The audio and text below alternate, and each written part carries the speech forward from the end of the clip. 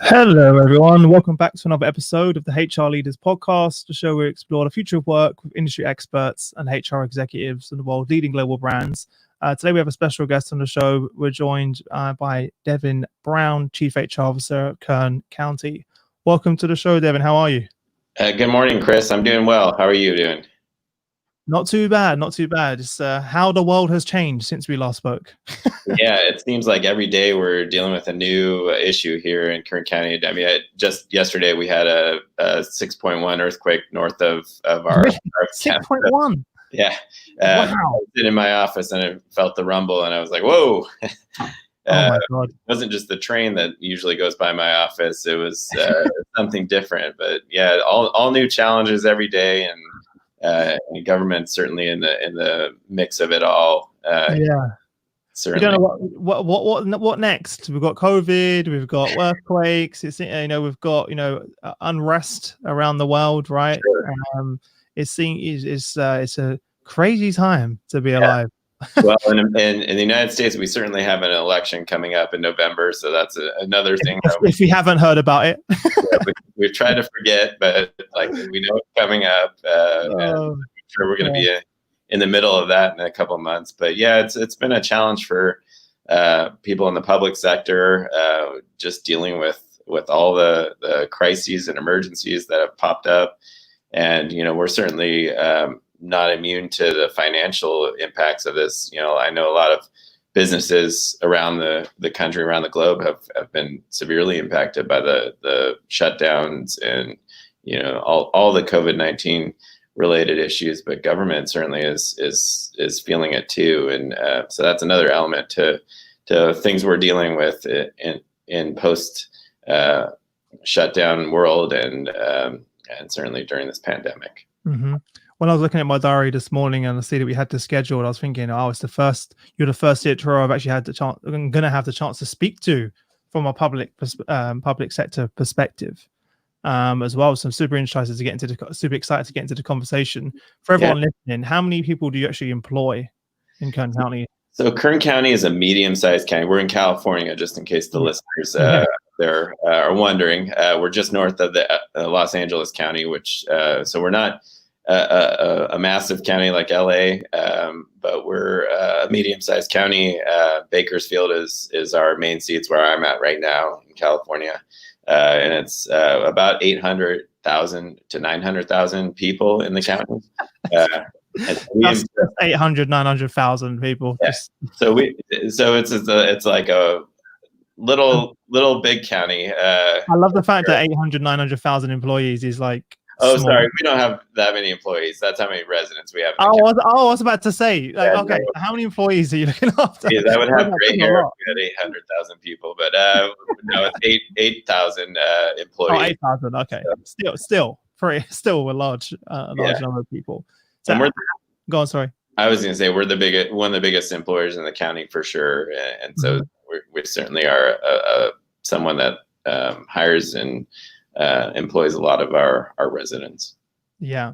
How has that impacted you? And because I'm sure most people, like you alluded to, assume that public sector isn't really affected that much financially, but you alluded to that not being the case. Yeah, no, it's not the case. So, when everybody goes home and they're just staying at home, they're not, out supporting restaurants or purchasing things and except toilet paper. We know they were purchasing toilet paper for the first few weeks. For the first hand sanitizer. But those, that reduction in commerce, we are relying on sales tax as a portion of our revenue stream. And so when we see something like that happen, it definitely created a significant shortfall in that revenue. And so we're in the midst of grappling with that, planning ahead for the future. How long are we going to see those declines? How long is it going to take our economy to kind of bounce back? We're also still, as people are re-entering the workplace and re-entering, opening their businesses. The economy is starting to pick up a little bit and get back to normal, but everything's changed, and I think we acknowledge that. And It's just a matter of figuring out what the new normal is going to be for us and building something around that. Yeah. You were speaking to me before the show about how I said the question I asked you was, what did you think you were ready from a technology perspective? Because traditionally public sector obviously normally isn't ahead of the curve from my experience a lot of times when it comes from adopting new technology and having a culture of data driven, technology driven. How did you fare during this? Did people, obviously you're seen as essential workers, I'm sure. Yeah. Were there still people that were now working from home, or was everyone in? What did that look like? And then how did that work from a technology perspective for you? Yeah, so I think it's important for everybody to understand with government, and I'm sure most people kind of can envision this, is that your workforce isn't working from home pre-COVID, right? We're in the offices, the buildings that your government agencies have, and certainly you have other aspects like law enforcement and fire protection that aren't going to be working from home. But that's the vision that everybody probably had about government pre-COVID, and it was true. Yeah, we didn't have anybody working from home. But the switch got turned off, and in a heartbeat, we sent probably 40% of our total workforce home, whether they were home as non-essential employees or they were working from home. That happened in the blink of an eye, and it was a decision that we made very quickly to make sure that we were taking every precaution here to respond to the pandemic and the emergency, and making sure that we were protecting not only our employees but certainly the residents around us in Kern County. So yeah, we sent quite a few people home, and even myself, I mostly worked remotely during this period of time. And that was a huge change for us. And from a technology standpoint, to kind of circle back to your question, I think mostly we were ready for it. I don't know that we knew we were ready for that big of a shift. But we have a great IT staff in our county, and they certainly took the banner and ran with it and got everybody up and running. And when you're trying to move that many people very quickly, you don't have a lot of resources to spread around, but within about a week or two, we were pretty well set up to accommodate more remote work and telework, and have the technology and capabilities to do it. It wasn't the best setup. People are used to working in a networked environment in an office, and so going to a situation where you're relying on your own personal Wi-Fi capabilities, that's different. And having that access to your files and your software systems that are on your computer it's just important. And we were able to kind of break through that and get most people situated and able to keep this county running for sure. Yeah. You were saying beforehand as well that it wasn't so much a technology challenge as more of a people challenge of adopting the new technology, which makes sense. Yeah, no, I know a lot of organizations have change management issues, and government is definitely in that arena where we have a difficult time adapting to change. And so when you talk about pushing into a new work environment within days, it's gonna tug on people and be difficult to adapt. We mostly use Microsoft products here in our county, so we've utilized the Teams platform, and working with my counterpart in our IT department, we saw a massive shift in how our Microsoft Teams platform was utilized just in over a couple weeks. And so it's different, but we have the capabilities, and it's learning those capabilities and pushing out that knowledge, and just getting accustomed to that new those new skill sets and those new technology needs. Yeah. As a government organization, how much flexibility do you have to innovate yourself as a CHRO to make purchases? Because I know most companies I speak to, there's already a lengthy process in place internally. Is that even more complicated within government sector? Is that, from a personal perspective, something that can be quite frustrating? Yeah, great question, Chris. I think in a typical environment pre-COVID, you're right. Government's a slower moving beast, and even in the HR context, whether you're talking about issues with personnel, but we were able to really move quickly and cut through a lot of red tape, and certainly our partnerships with our labor counterparts helped. They were on board and making sure that we were able to meet the moment, as our governor he likes to say, and get everybody kind of equipped to be where they needed to be, and so we were able to move pretty quickly and get things up and running. But we're not immune to the shortages that were going on nationwide, whether it's personal protective equipment or computers or hand sanitizer or whatever the case may be. Government is not any special entity. We were having the same trouble locating that stuff and getting that right away that everybody else throughout the country was. Yeah, it must be tough, right? When you're on one hand, you're saying to people, you need to come to work, right, as an essential worker. But the other hand, you're like, well, we need to make sure we actually have a safe workplace for them to come to. So it's must have been really, really, really challenging. For you, is this one of the hardest times you've ever been through as a CHRO?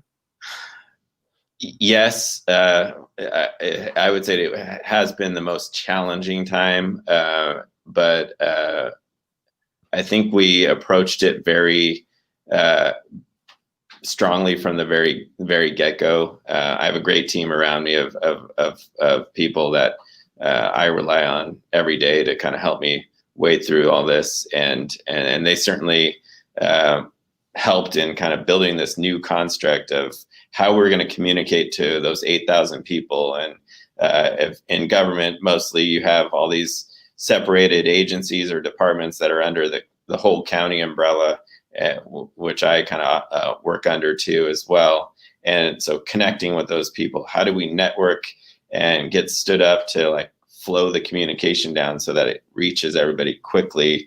And that was one thing we did from the very, very start was, sort of take a command structure where we, had this daily meeting and we're able to communicate information and answer questions and get information back to them from their questions and really quickly kind of move things. And so that in and of itself, building that structure from the outset was vital to us being able to function. And of course, because everybody has questions, you want to do things consistently across the board if you can, and make sure you're taking care of everybody in the county family and workforce. And so it was important for us to be able to have that kind of clear communication structure and be able to work through that. And I think it helped us, like I said, cut through what we perceive as red tape and get things done very quickly. It's kind of just changed the mindset of what's possible. Yeah. Do you think that now that's proved to, you, the team, some of the decision makers in the business that we can move quickly, we can be agile. We don't always need to go through all of these different, because a lot of the processes are in place, for various reasons, but many of them are just for legacy, right? They're just purely legacy. We're doing it that way because that's the way we've always done it. And I've seen so many people that I've spoken to that have different projects that they want to roll out, that this has actually helped them push it through and gain the approval and move quicker. And I'm just hoping that when we come out of this, as we're slowly doing, that we don't go back to the way it was before. Are you hopeful now that, given the speed of innovation that you've managed to have over the last few months, that this can be something you can move forward with and benefit from? Yes, I will kind of say that there's a little bit of inside of me that's fearful that we will go back that way, because I see the benefits in what we've achieved so far and how we've kind of been able to move forward very quickly and be agile, as you say.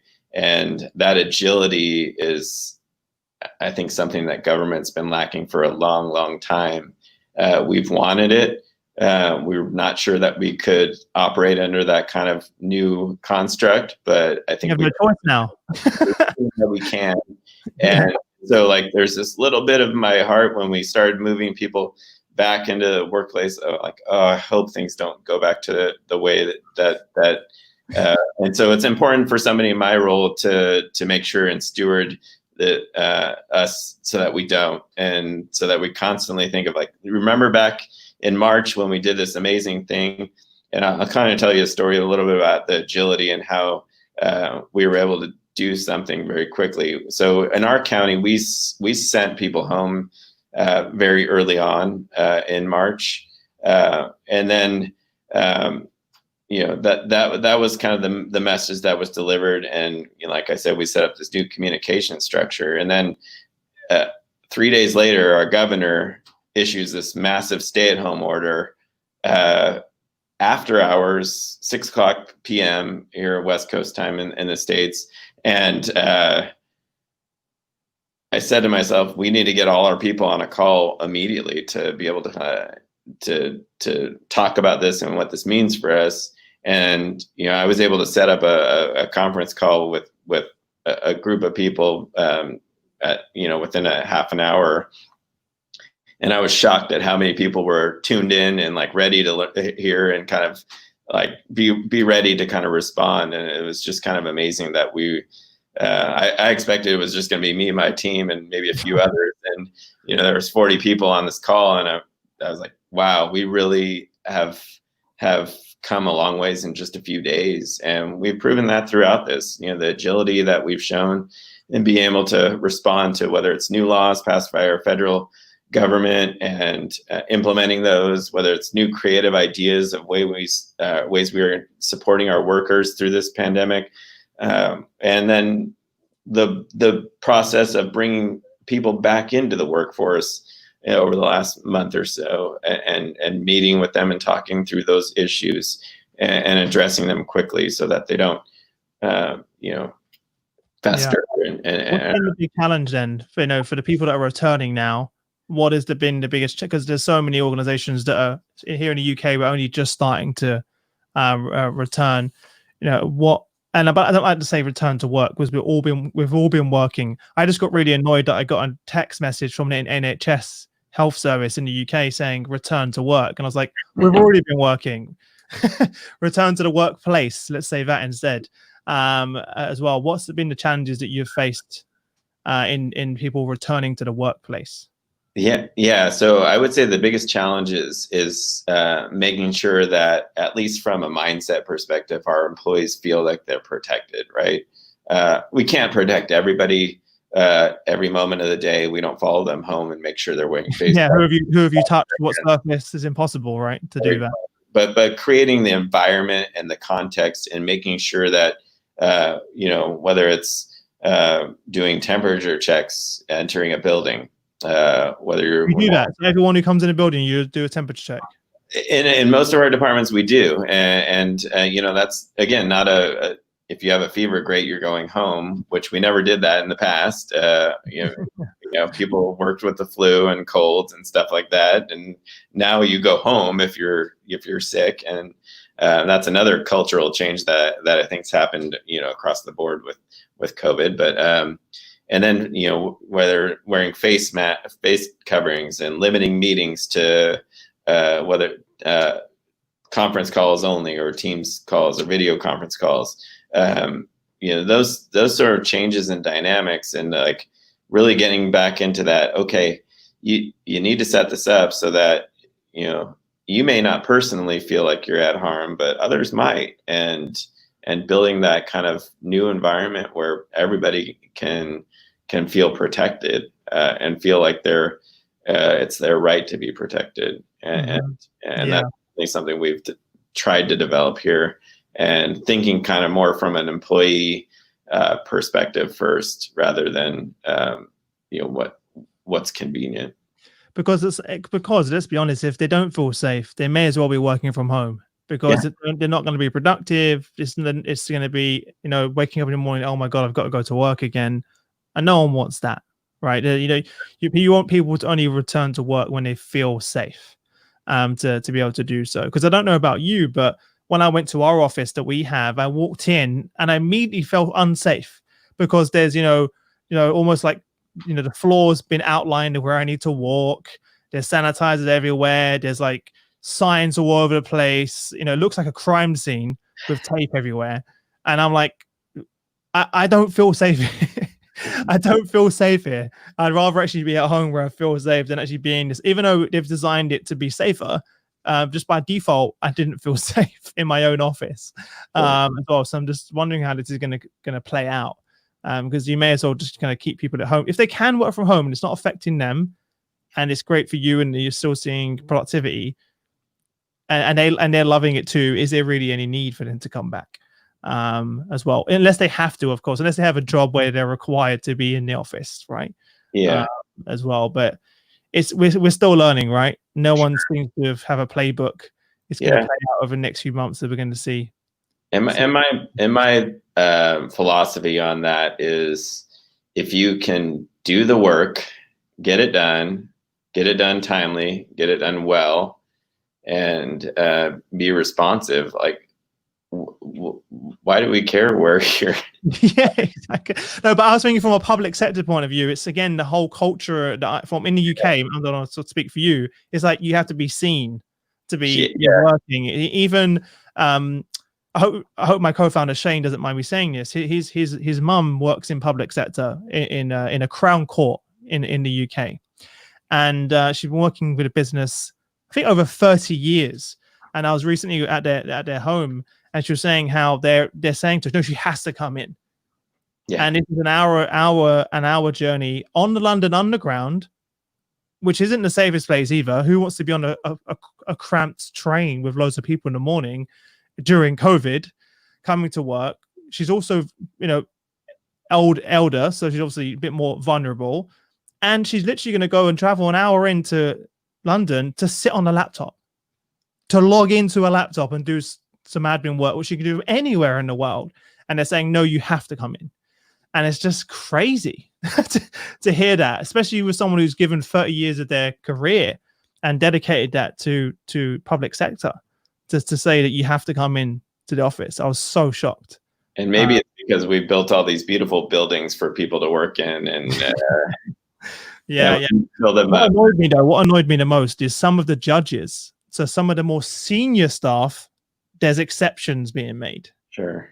Right. So, for some of the more senior leaders in the business, but for everyone else, it's like, well, no, you have to come in and work. So yeah, it sounds like you've got a very good culture where you are that's not happening. Which sounds good. We're trying. It's that's my personal philosophy in our little sector of our county, and so I know my team's kind of resonated against that, but I'm constantly trying to push that message out there. Are you sure you can't let these people work from home? What are the more a problem from the managers? Are you getting managers coming to you saying, I'm just not comfortable with my team working from home because they've never had to lead a remote team? Is it more from them? I think they have a picture built in their head of people working in their pajamas and watching Netflix. Yeah, taking a break, watching Netflix, and but again, I go back to that. It's more from a performance management angle of, are they getting the job done, and are they doing everything that you're asking them to do, and getting it done well? And if they are, then from my perspective, the organization is thriving, and if they're doing that from home, then that's just the way it is. And maybe that's an element that we've been missing all along. It is nice to be around people. I don't want to completely promote remote work, because of course I've got 30 plus coworkers. I miss my team. Yeah. And I like to see their faces, and I get kind of excited when I see somebody pop in that's maybe been working remotely for a week and I haven't seen them for a while. It's like there's people that I work very closely with that I haven't seen for months, and it's kind of shocking when we see each other. It's like, oh, there you are. You want to go in for the hug or the handshake, and you're like, oh, yeah. That's another thing I have to get used to now. It's just like, oh no, just don't go in for the hug or the handshake anymore. as well. But you are right. Do you think that there will be people now that will just change your talent strategy as well, because it kind of opens up the opportunities, right, from a talent perspective? If you now can have people working remotely, you're no longer, you've got a bigger talent pool to work from. Is that something you've looked at? So yeah, interesting case. We have an employee that, not to get into too many details, but to work remotely is now a requirement, and because they're not going to be located in the area even. So if we were able to entertain that kind of a work arrangement, they're going to have to be remote, because they can't fly into Kern County every day or every week, and it's an expectation. So building that kind of potential, like you said, obviously we can hire people from anywhere if we can work remotely. I don't think we're there yet. I think we still have this impression that we're going to hire, and that there's going to be some element of expectation that they're going to be on premises or on site working, and so it's certainly something, maybe future, not too distant future, that we can start building to. And when you talk about hiring and talent strategies, we certainly want the best capable people, and if I can hire somebody that can do the job from New York, and they're a rock star and they're willing to do it for the amount of money that we're offering, that's great. Yeah. Why not? Because that would be a game changer for public sector. Sure. I can't even imagine. That would be a game changer. Yeah. What's been the biggest sort of innovations that have come out of this that you're hoping that will stick? Because, for example, I think one that you've mentioned before the call and now, which I really hope stays as an example, is the communication channels that we've opened with our team members. Those sort of check-ins that are not just work related. They should never go. Those sort of virtual water cooler chats and sort of virtual coffees. Yeah. I want to keep those around. I think, a lot of employees, including some of my best friends, said they've seen sides of their CEO and their leaders that they never saw before. The human side, right? The vulnerability, right. Well, that's to shone through for all of it. It's been so refreshing as well. So I hope we keep that. I'm just wondering if there's anything else that you'd want to kind of make sure that stays as part of the culture and process. Yeah, and so I think communication is the key, right? It's something that most organizations struggle with. Kern County is definitely struggling. It has been struggling with how we communicate to our employees and communicate with them for many years, and so we're constantly thinking about what ways we can do that better. I kind of remember, a couple of years ago, and this will kind of show how stodgy government has been. I tried to introduce Slack to my team as a communication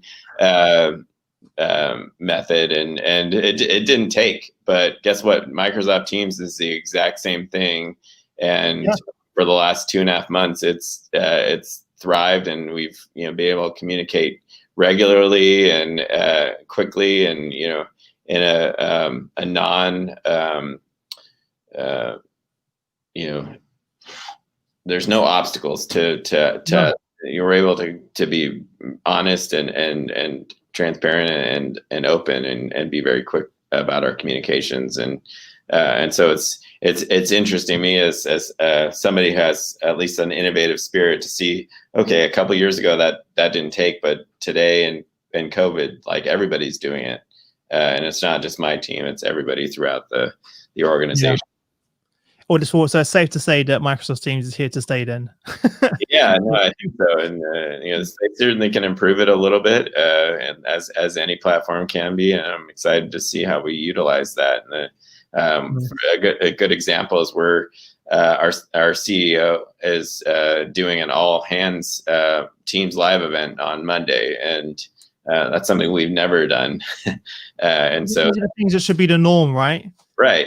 They should be. These are the things that should be. For example, one of the things that stood out to me, we did one of our HR innovation roundtables we did was at LinkedIn's global headquarters, the European headquarters to be exact.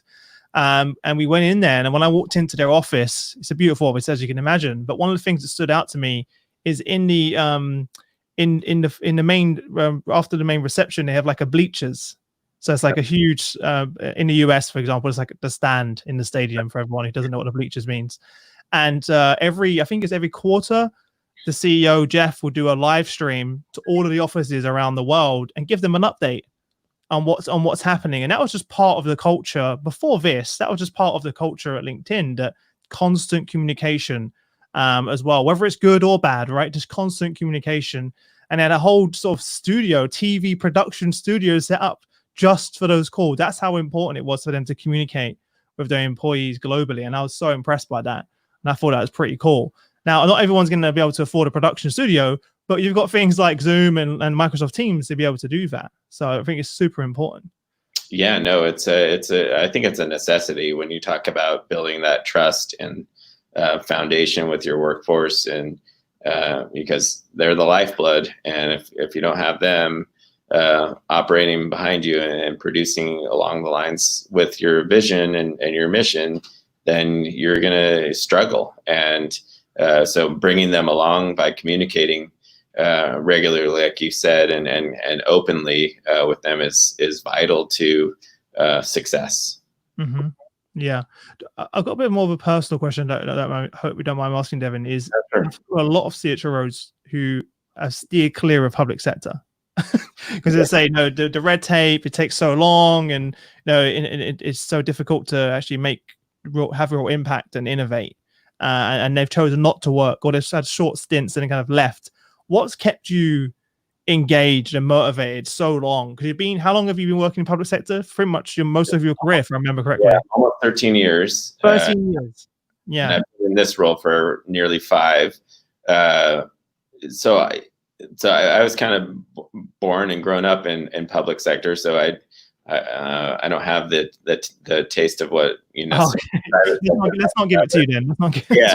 But I guess to answer your question, it's optimism and hope and a belief intrinsically within me that I think we can always stand to improve and progress, and that if we're not focused on how we can do that, we're just accepting the reality that we're in. And we have tough challenges in this country, whether it's COVID, the civil unrest that's happening post the Floyd killing in Minnesota, and how we're dealing and coming to grips with racial injustice in our communities.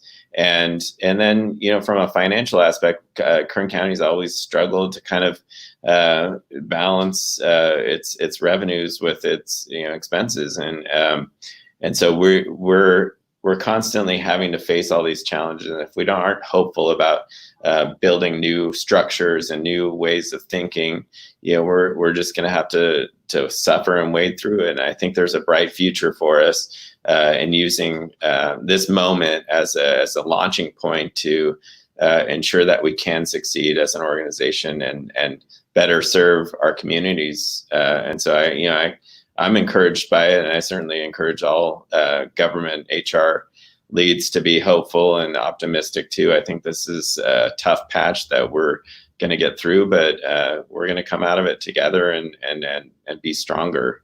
And hopefully, when it comes to attracting talent, being able to really compete out there with some of our private sector counterparts. Yeah, well, that's a whole nother show, right? Yeah. About the topic. But it's good to hear your passion. And obviously, at the end of the day, like you said at the beginning of the show, you're servicing, there's 800,000 people, right? Roughly, maybe 900 in the county that you're looking after, right? That you directly impact with the work that you and the team do. So, sure. In terms of a purpose, a why, a reason to get up in the morning, it's a pretty powerful one. Yeah, it's probably the one thing that government as a field of work has that it can offer anybody that maybe some other organizations can't do as easily as that intrinsic purpose. And our residents count on every single one of our employees. And so it's important that we are equipped and developed to meet that expectation. Yeah, and I don't know if I don't know about anyone listening on LinkedIn. Let me know if you agree, but I had a newfound respect for public sector going through this in terms of the workers, the NHS, the people that, even the people that are coming to, pick up our bins every day. Sure. People that are cleaning the streets you walk past every day and you don't really take notice of.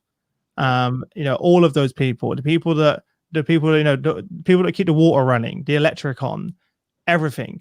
It made me, food.